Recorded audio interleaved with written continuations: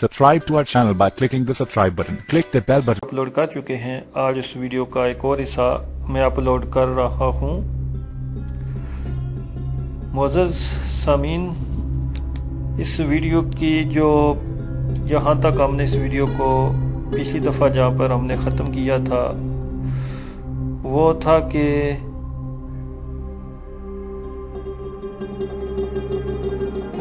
ہم لوگوں نے کی تھی کہ اگر انڈیا نے پاکستان کے اوپر قبضہ کر لیا تو اس صورت میں کیا ہوگا. تو اس ویڈیو کے اگلے حصے میں ہم کو بتائیں گے کہ پھر پاکستانی فوج کس طرح انڈیا کو زیر کرے گی. دوستو، جہاں تک نعمت اللہ شاہ ولی کی یہ پیشن گوئیاں بھی ثابت کرتی ہیں کہ غزوہ ہند لڑنے والی جس عظیم فوج کا حضور صلی اللہ تعالیٰ علیہ وآلہ وسلم نے ذکر کیا ہے وہ پاک فوج ہی ہے. اس پر ایک دلیل اور بھی ہے. غزوہ ہند والی حدیث میں لڑنے والی فوج اسرائیل کے خلاف بھی جنگ کرے گی، یعنی یہودیوں سے. آج اس خطے میں جو اسلامی ممالک موجود ہیں ان میں سے صرف پاکستان ہی واحد اسلامی ملک ہے جس کی بے یک وقت اسرائیل اور انڈیا کے ساتھ معاملات خراب ہیں اور کئی جنگیں بھی ہو چکی ہیں. یہ شرط نہ افغانستان پوری کر سکتا ہے، نہ بنگلہ دیش اور نہ ہی ایران. اب نعمت اللہ شاہ ولی کی پیشن گوئیوں کے حوالے سے ایک چھوٹا سا واقعہ آپ کو سناتے ہیں. حضرت نعمت اللہ شاہ کی پیشن گوئیوں کو سن کر ایک 25 سال کا جوان 1857 کی جنگ آزادی میں شریک ہوا.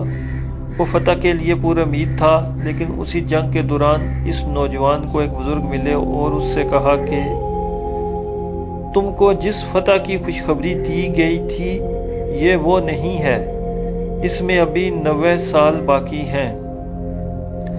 ایک ملک بنے گا جو عالم اسلام کا مرکز بنے گا اور تم اس کو دیکھو گے.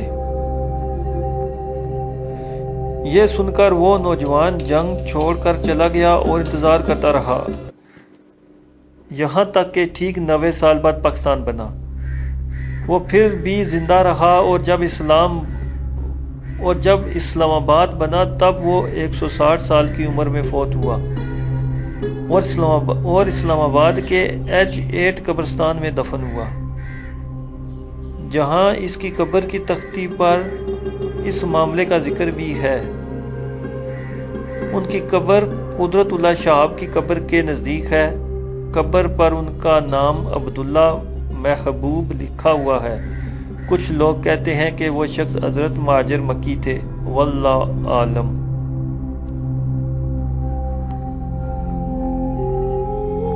دوستو، ہارلینڈ کی نیشنل لائبریری میں آج سے لکھی ہوئی ایک دستاویز موجود ہے جو حضرت امام بری سے منسوب ہے. اس میں انہوں نے لکھا ہے کہ ایک دن ہمارا یہ شہر تمام عالم اسلام کا مرکز بنے گا. حضرت بری امام صاحب اسلام آباد میں مدفون ہیں. وہ آج سے 300 سال پہلے گزرے ہیں. شیخ الہند نے قیام پاکستان کی مخالفت کی تھی، لیکن پاکستان بن جانے کے بعد انہوں نے کہا تھا کہ اب پاکستان مسجد کے حکم میں ہے اور اس کی حفاظت فرض ہے. دوستو، مولانا اشرف علی تھانوی نے قیام پاکستان سے غالباً 6 سال پہلے اپنی بیوی کو وصیت کی تھی کہ پاکستان بن جائے گا، تم وہاں چلی جانا.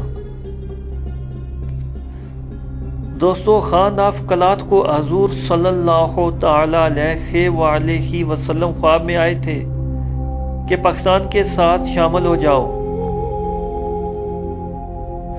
صوفی برکت علی نے فرمایا تھا کہ ایک دن پاکستان کی ہاں اور نہ میں دنیا کی ہاں اور نہ ہوگی.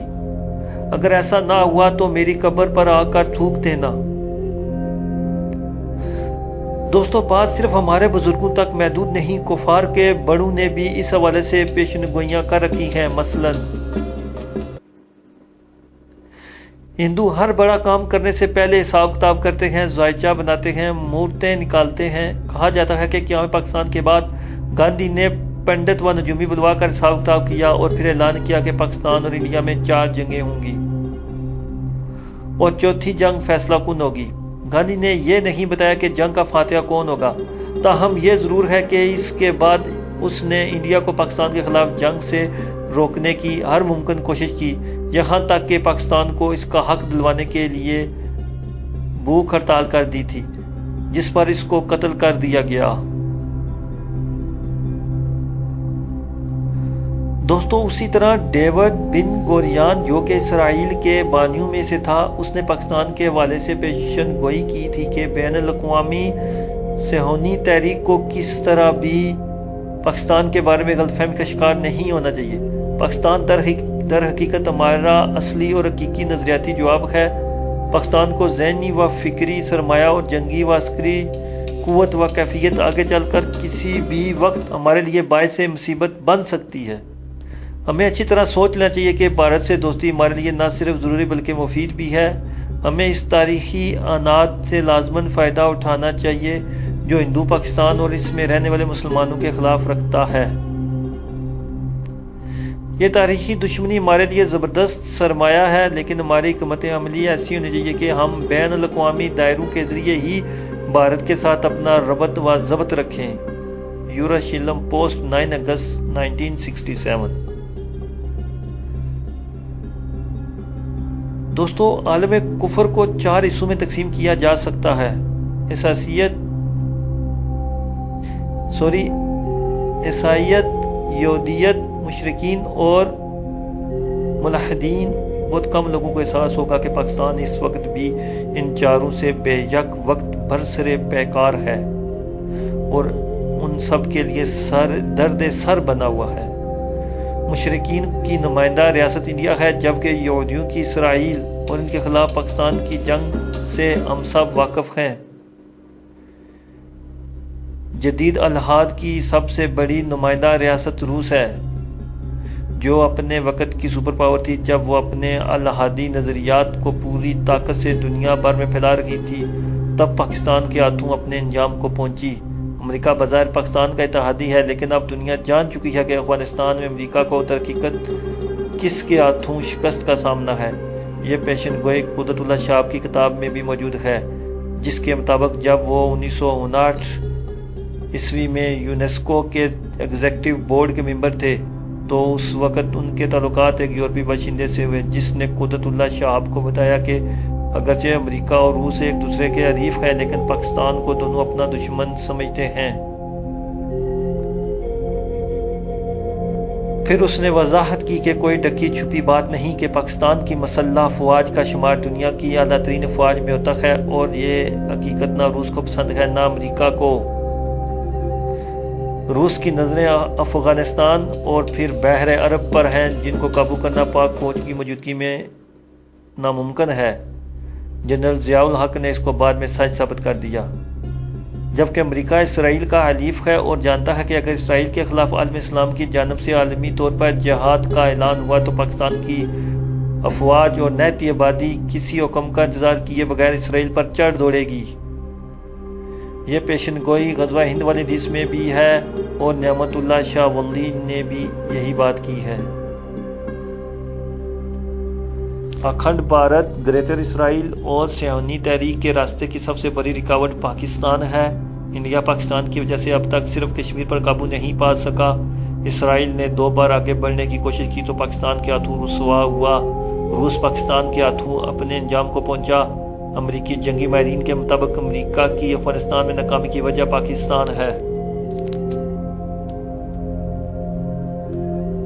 پاکستان کے ساتھ ایک اور معاملہ بھی عجیب و غریب ہے معزز دوستوں کہ پاکستان کو نقصان پہنچانے والوں کو اللہ پاک نے زمین میں ہی نشان عبرت بنا دیتا ہے۔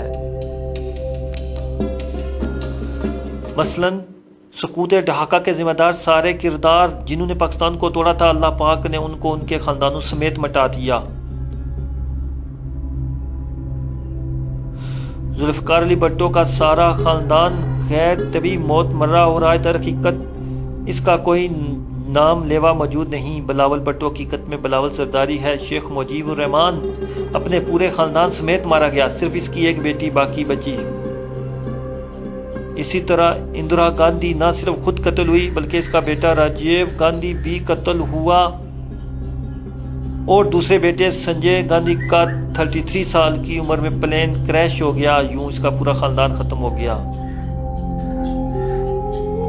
میرے پیارے دوستو، دنیا بھر میں اس وقت عالم اسلام کے خلاف آپریشن ہارنسٹ کے نام سے ایک پراکسی جنگ جاری ہے، جس میں خوارج کے ذریعے اسلامی ملکوں کو بہت تیزی سے تباہ کیا جا رہا ہے۔ دوستو، پاکستان وہ واحد ملک ہے جہاں اس جنگ میں عالمی قوتوں کو شکست ہوئی ہے اور خوارج کو عالمی اور نظریاتی دونوں موضوع پر پسپائی کا سامنا ہے۔ پاکستان کے خلاف لڑنے والوں کا کیا حال ہوتا ہے؟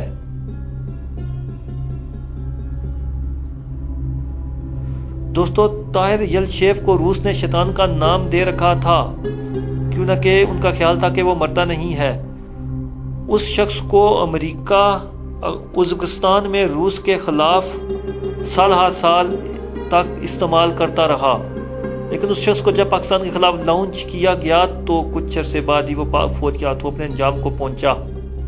اسی طرح سری لنکا کے خلاف لڑنے والی تامل تحریک کے لیڈر پربھاکرن کو لوگ سورج دیوتا کہتے تھے، کیوں نہ کہ اس کے بارے میں مشہور تھا کہ اس کو موت نہیں آتی۔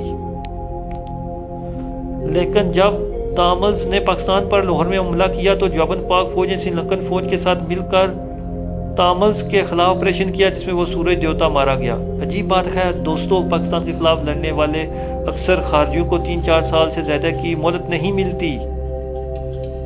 اب اس مضمون کو سمیٹنے کی کوشش کرتے ہیں۔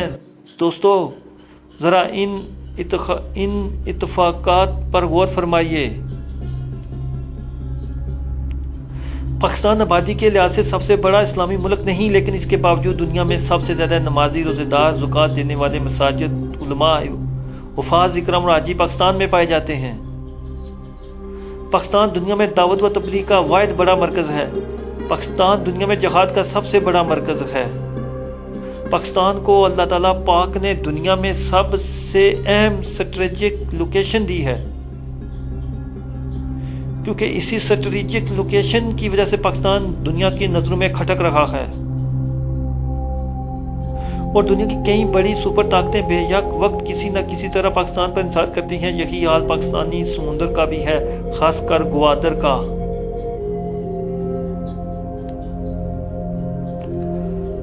دوستو، آج اس موضوع کو ادھر ہی سمیٹتے ہیں۔ انشاءاللہ تعالی پاکستان کے پاس جو معدنی وسائل ہیں ان کے بارے میں اور پاکستان کے نیوکلیر پروگرام کے بارے میں جتنے بھی ہیں، یہ سارے انشاءاللہ ہم اگلی ویڈیو میں آپ کو بتاؤں گا۔ بہت شکریہ دوستو، میرے اس چینل لیٹسٹ انفارمیشن کو ضرور سبسکرائب کریں، کیونکہ اس میں آپ کو بہت انشاءاللہ مفید معلومات ملیں گی۔ بہت شکریہ دوستو، اللہ حافظ۔